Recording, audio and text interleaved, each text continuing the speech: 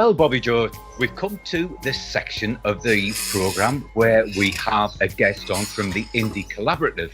And we've had some smashing people on who we've chatted to on the last few shows.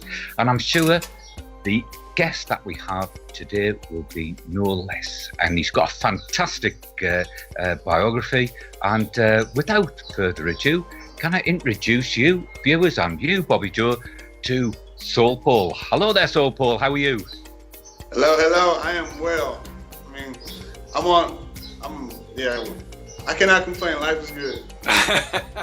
Well, welcome to our show, man. It's a great pleasure to have you on our show. I'm honored to be on it. This is cool. This is very, very cool. We are using technology for our good. I mean, we're connected across the globe right now. Yeah, yeah. Well, what I was going to say is, it's Les and I. We started this show.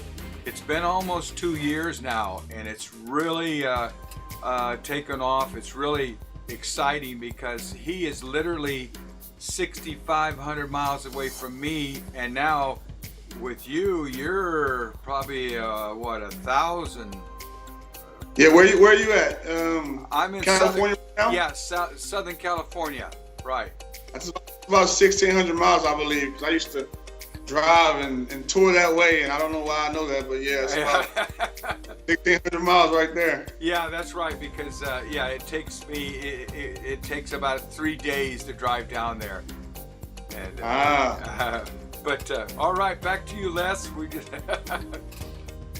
I was really interested reading your bio and reading about your formative years, where I guess a lot of the things which we'll be talking about later in the show have been formulated. So could you give us a snapshot of your childhood, how you were brought up, and how your music was influenced in those years? Definitely. I was raised by Pearlie Collins. That's my grandmother. She raised me because my mother passed away when I was 3 years old. My mother passed away in a car accident. And my father, I never knew him, but I had an awesome grandmother who adopted me and raised me as her own. She was 65 years old, raising a 3-year-old. I didn't appreciate that then, but now that I'm grown, I look back, that was quite the feat. In addition, she was old and I was young. She was slow, I was fast. She was soft-hearted and I was hard-headed. So I had the perfect environment to become a character, and that's what I was. In addition, I grew up in a bad environment. I mean, she did the best she could. Nonetheless, I was raised in poverty in the ghetto in Houston, and I had a lot of potential, but made a lot of bad choices along the way. I got arrested the first time when I was 17 years old. Got arrested by the FBI, and in my music, there's always a message. I love to entertain, inspire, and empower, but there's always a message, and it's because when I was young, I really didn't have someone to share, wise words and insight with me. People shared a lot of foolishness that was exciting, but nobody shared wise words. So back when I was 17, I got arrested. If you contrast that to like in school, I used to make straight A's sometimes, and my grandmother would be proud of me, and she'd put my report card on the wall. My friends would come to my house, and they would see my report card, and they would know my secret, which is I was smart, and they would make fun of me. They would tease me for that. But when I got arrested the first time, nobody made fun of me. Instead, everyone lauded and applauded me. And so society taught me something. Society said, why make good grades? You get made fun of. When you do bad stuff, you get love. So in my mind, I figured I would become the best at being the worst. And that ultimately led to me, after my grandmother passed away, when I was a few months after that, she never found out I was arrested. She was sick at the time. Had she found out, she would have died of a broken heart. So my family kept that from her. She never found out. But she really created an environment to where it was loving and supporting. But nonetheless, I went on to make some bad choices early on after her death, which led to me being arrested a couple more times and being convicted of 4 felonies by the time I was 20 years old and sent to the Texas State Penitentiary. So I was sent in the Texas State Penitentiary. And it was at that point for me, I realized that it wasn't my circumstances that landed me there. It wasn't because my mom died or my dad left or I grew up in the ghetto. It wasn't the system. It wasn't the man. It was bad choices. And I realized if you make bad choices, you get bad results. And if you make better choices, you get better results. So I started making better choices. And I was able to go from Saul to Paul, kind of like it says on my hat here. I went from Saul to Paul. You know, in the Bible, there's the Apostle Paul. Before his name was Paul, it was Saul. And when he was Saul, you know, he was a bad man. And then one day he met Jesus. He gets knocked off his high horse, and he changes from a bad man to a better man. That's what I did. And I went from making bad choices to better choices. I get out of prison miraculously. I had 10 years, but I was there for 2. I get out, and then now everybody's telling me what I can't do. But the same thing that got me in prison, I was hard-headed. It's the same thing that allowed me to succeed, because when everybody told me I couldn't succeed, I chose to be hard-headed and stubborn, and I believed in myself, and I had faith, and I worked hard, and I got accepted to the prestigious University of Texas at Austin. And I ultimately graduated with a 4.0 GPA. So I transitioned from 4 felonies to a 4.0.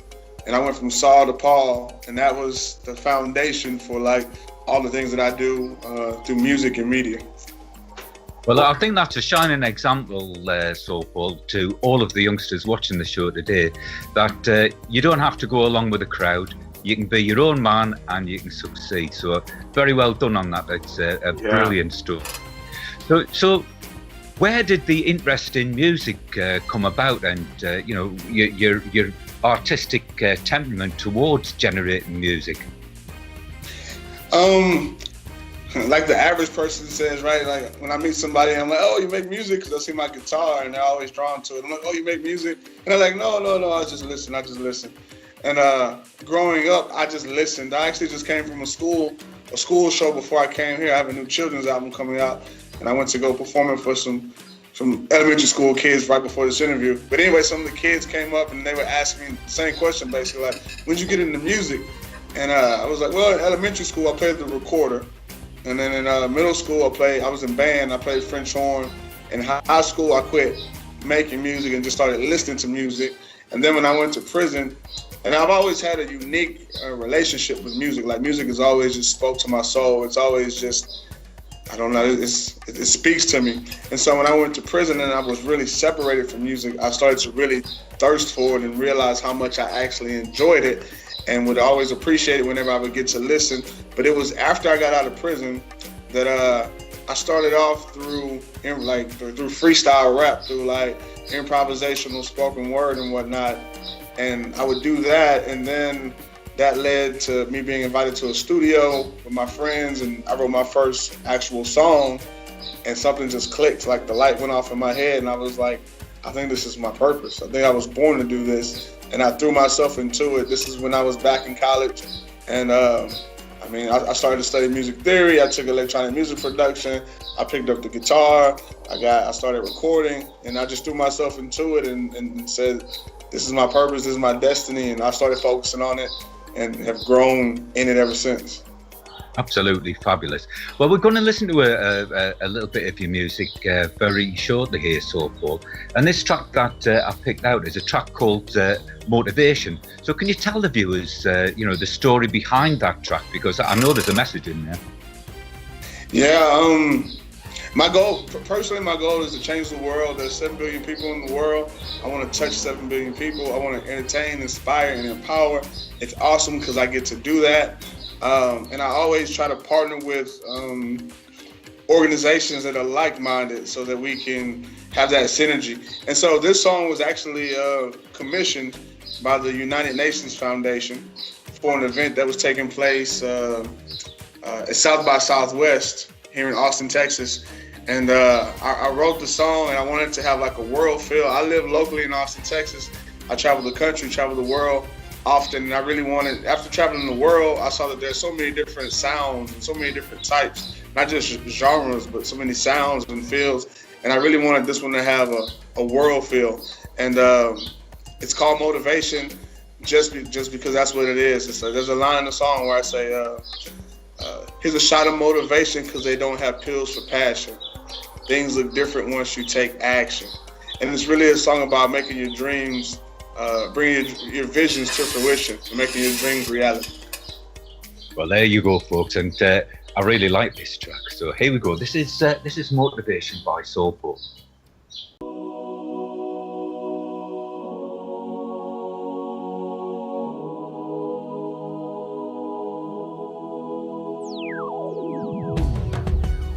got so much pride inside. Everything I try, I know it's possible. Every single tear I've cried, it's motivation. I feel I'm closer, closer to my goal. Yeah, you closer than you ever been. If you tired of waiting, hey, let this be your medicine. A shot of motivation, cause they don't got bills for passion. Things look different once you take action. A voice for the voiceless, a light in the dark, a guide for the blind man, a shelter in the storm. Opposite what's expected, left of the norm. Hope resurrected. So once again, it's either teardrops or drips of sweat, fears and regret or cheers of success. Grinding till you're feeling that you're near to your death, or living life on a prayer, just trying to deal with the stress. Expecting what's best or accepting what's left. Investing in self or working for someone else. Complaining about the game or dealing with what was dealt. Becoming numb to life or make them feel what you felt. I got so much pride inside. Everything I try, I know it's possible. Every single tear I've cried, it's motivation. I feel I'm closer, closer to my goal. Yeah, you closer than you ever been. If you tired of waiting, hey, let this be your medicine. A shot of motivation, cause they don't got bills for passion. Things look different once you take action. To my brothers in Africa, to my sisters in Spain, to my family in the Philippines, we all seen the same things. We've all seen the same thing. We all bleed the same blood. We are global citizens. We all need the same love. You should let out on the lounge, all right there on your sleeve. You only gon' cheat what you dare to believe. It ain't gon' be easy, they'll be there to deceive. I want what's mine, I don't need nobody sharing me. You can feed out the lies so you see the fake. You practice patience, always time making moves in haste. You can talk about it or let them see in your face. You taste the sweetness of victory, your east side grapes. I got so much pride inside. Everything I try, I know it's possible. Every single tear I've cried, it's motivation. I feel I'm closer, closer to my goal. Oh, oh.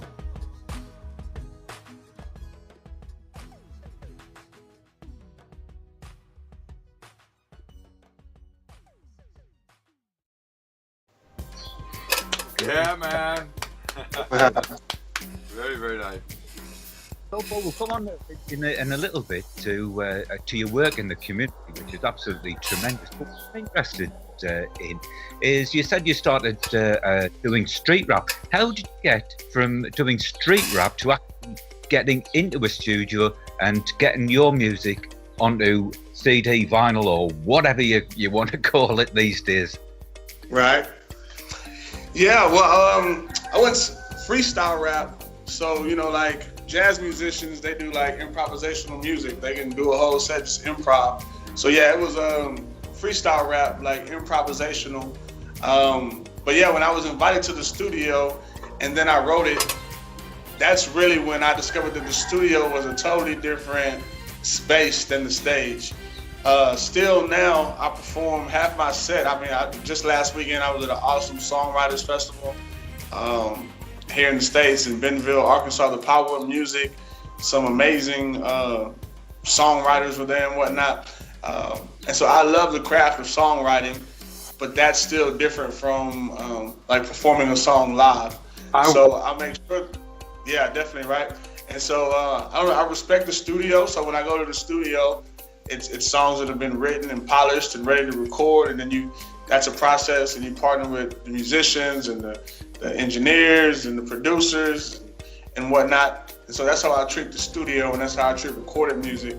And I treat that different than the live performance. I'm a solo artist, and I just love when I perform live to be able to collaborate with the audience. And I still do improvisational songs based off of crowd input. I was going to ask you if I can jump in here. Saul. What is your process of writing a song? Do you write the story, the words down, and then decide what the music's going to be? Because I do it, I guess, backwards, because I'll write music and then I'll put the words to it, kind of a thing. And I guess some people do it, but wonderful. No, that's a great question. I think normally the music comes first. I like to say it's a conversation when I'm creating a song, and usually the music starts the conversation. I might have a lyric or a thought or a concept, or sometimes I might be freestyling and say a cool lyric, and I'm like, yeah, I have to incorporate that somewhere. But for the most part, as a rapper in general, like at least me when I started, it was like I would have a beat, so it would be a fully done track, and then I would write to that track. But now, I'm an acoustic hip hop artist. I usually pull out my classical acoustic, my nylon string guitar, and I'll strum around, find some chords that speak to me or progression or whatever it is, and then I'll play that, and then I'll write to it. So even now, I guess it starts on the guitar for me, and then whatever that spoke to me is how I speak back to it.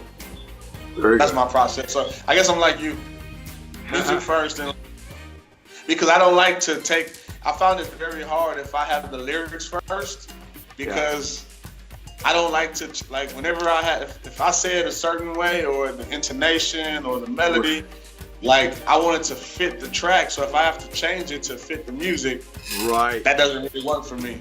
So I'd rather let the music be there so I can put the lyric, and then it's like it was.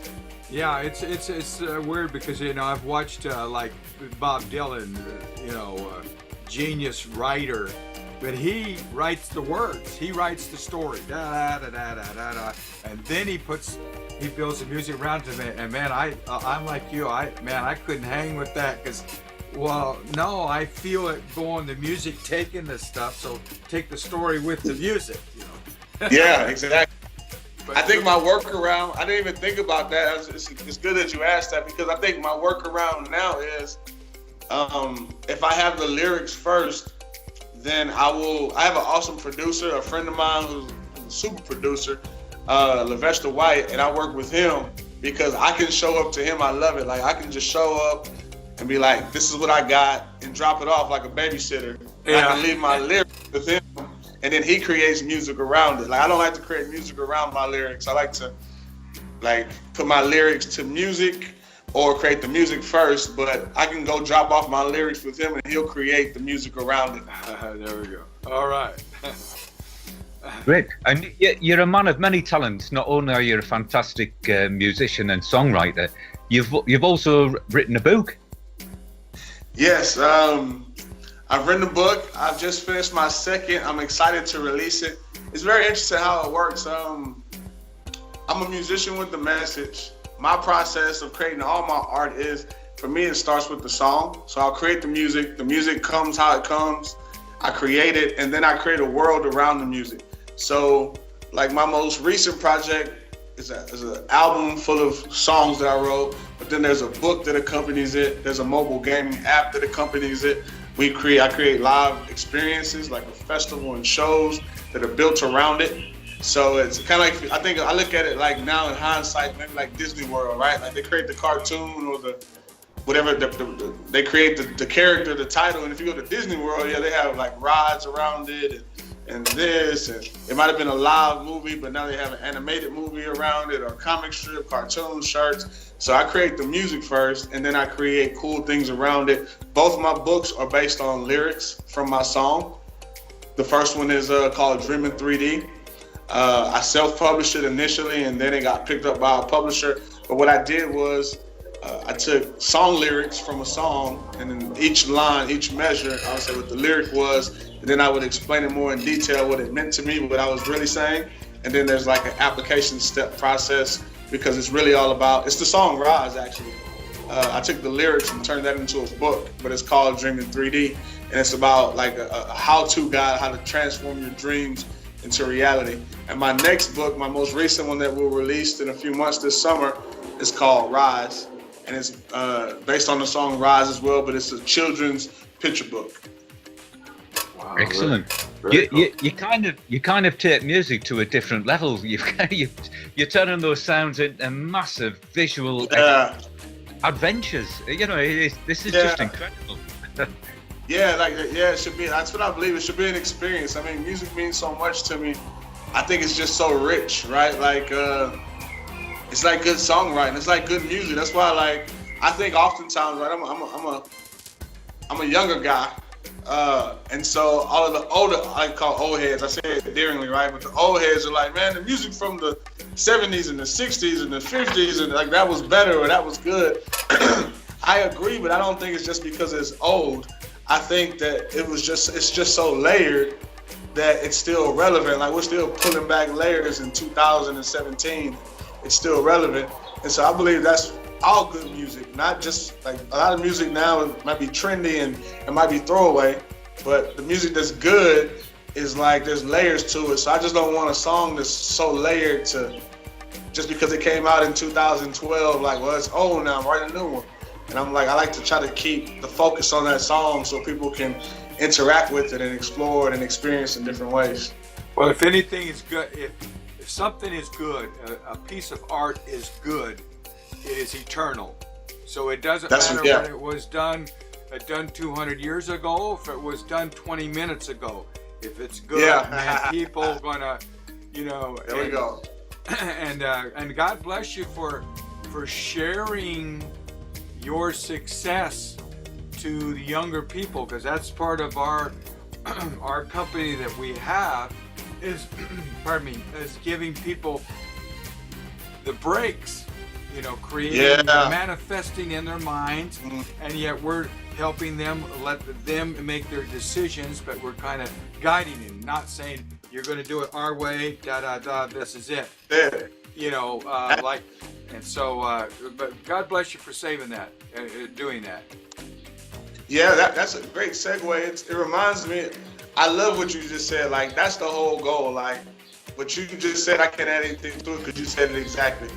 What I will say, what that reminds me of, like, I have a new children's album that's coming out. That's where the children's book comes from.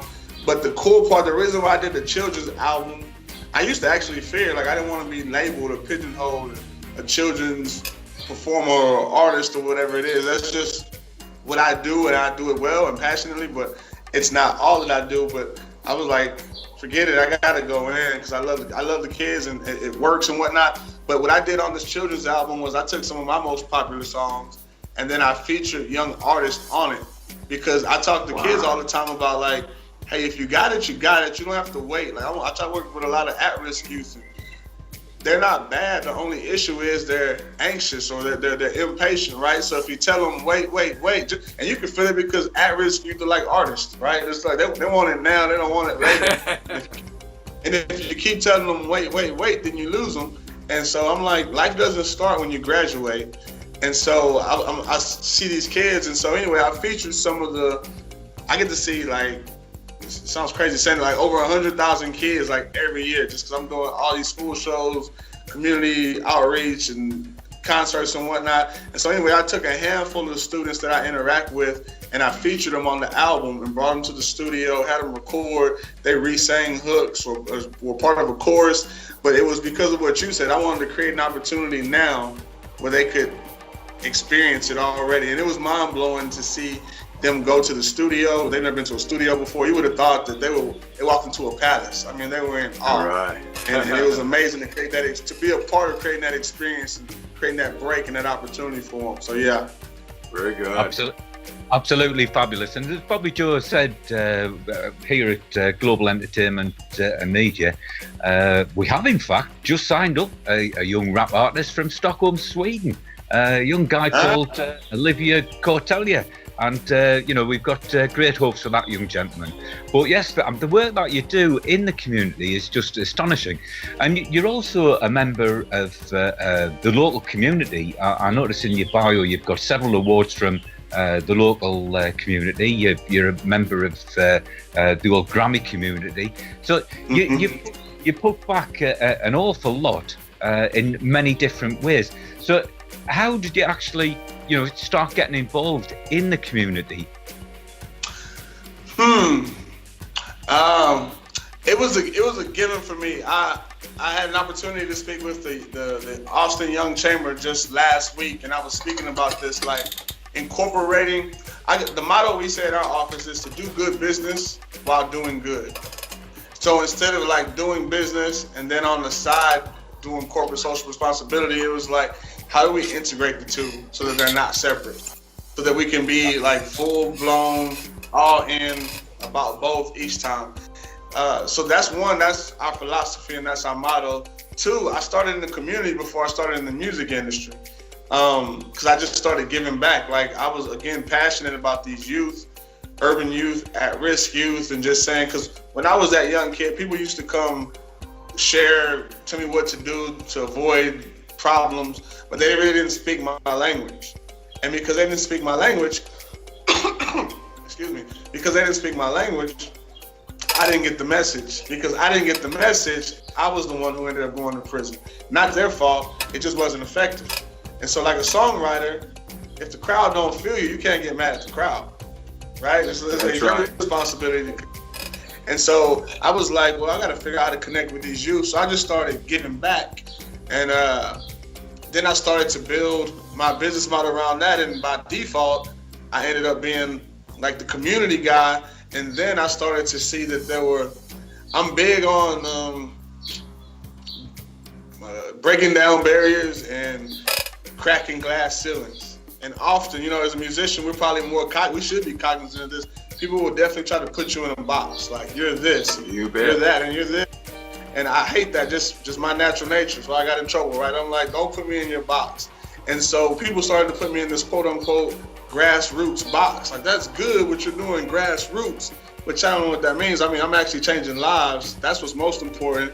And I would see other people who were not doing as significant a work. They weren't touching and impacting as many people, get more opportunities and more resources to touch people, even though they were doing a third, if not a quarter of the work. And so it made me say, well, I need to figure out how to play that game as well. It's kind of like being an independent artist, but you still want major label access. And that's the mindset I brought to this community work, was like, I'm gonna keep changing lives on a individual level, but we're gonna change a lot of them. That's why we can impact 100,000 lives just every year, just me and my team and whatnot. And so then along the way, I started to find there were awesome organizations like the Recording Academy who were doing great work. And I'm on the education, I'm a governor for the Recording Academy, and I work with the education committee. I help with our career day. I just won Austin Night of the Year, which is a profound, humbling honor. But basically, we just put the blinders on, keep doing what we're supposed to do, touch lives and make good music. And now we have more opportunities to touch more lives and make great music. Does that answer the question? Yeah, it certainly does. You're doing absolutely fabulous work in the community, and more power to your elbow there, mate, because we've got the same problems on both sides of the pond, with kids being disconnected with society, and there's a lot of angst out there. There's a lot of anger which could be channeled through music and through the arts to give these kids a purpose in life. Yes, that's what we're big on. It's about purpose. We see so many kids have an aha moment. The same ones that are forgotten, the same ones that people treat as a throwaway, and these are the same ones that it was just never communicated to them in a way that they understood, and then it becomes an aha moment. And then they're the ones that go on and do great things because they had a lot of potential that was untapped in them anyway. What we do is we have an organization. We have an organization called Reroute Outreach, and it's our nonprofit arm, and that's where we do our community outreach. What I realized along the way is that I had to dream up a dream that was big enough for others to be a part of it. Because I was content to just change lives. I mean, it's not everybody's responsibility, but I know it was mine. But then I started to see that people wanted to be involved. So we dreamed up a dream that was big enough for others to come inside and play. And it's cool because we have partners like Fender Guitar, Con Bar, the city of Austin is a supporter, local organizations here like Gordo's and other companies that we work with and individuals. ATX Music Madness, who's a local concert promotion company. And so we dreamed up a dream big enough for people to be able to come be a part of it. And in addition to providing opportunities to learn about arts and entertainment and attain careers in the music industry, we host a totally free music festival. It's kind of like Van's Warped Tour, except we go from school to school, location to location, and we bring the sound, we bring the artists, we bring the tents and the experiences, and it's totally free to the students, free to the schools, free to the community, totally sponsored, funded, and organized. Like our company puts it all together, and we bear that burden, and it's been very, very profound. The kids love it. In addition to people in the community being able to get connected, get access to these kids, and create other opportunities. Excellent. I take my hat off to you, sir. You're doing an absolutely fabulous job. So if there's any colleges or schools or organisations who want to be a part of this or want to bring you into their organisation, how would they do that? It's easy. My name is Saul Paul, SAULPAUL. Again, like it says on the hat. And so if you put a .com on it, saulpaul.com, then you can get at me worldwide. My email address is saulpaul@saulpaul.com. And social media is everything: Twitter, Instagram, Facebook /Saul Paul. So excellent. I'm a Google search away. That's all we all these days. Yeah. So, Paul, we're rapidly running out of time, I'm afraid. It's been absolutely fascinating talking with you, and you've got a heart bigger than your music, so Paul. Absolutely fabulous. I really do salute you on that. Now, we've got a track to go out on, and this is called Rise. So what can you tell our viewers about that? I love this song. The song Rise. When I perform it live, I usually dedicate it to the dreamers. And to me, dreamer is not a bad word. Dreamer is a good word. It's those that dream and make it happen. And it's about just rising up. Obstacles will present themselves, but obstacles are just opportunities to shine.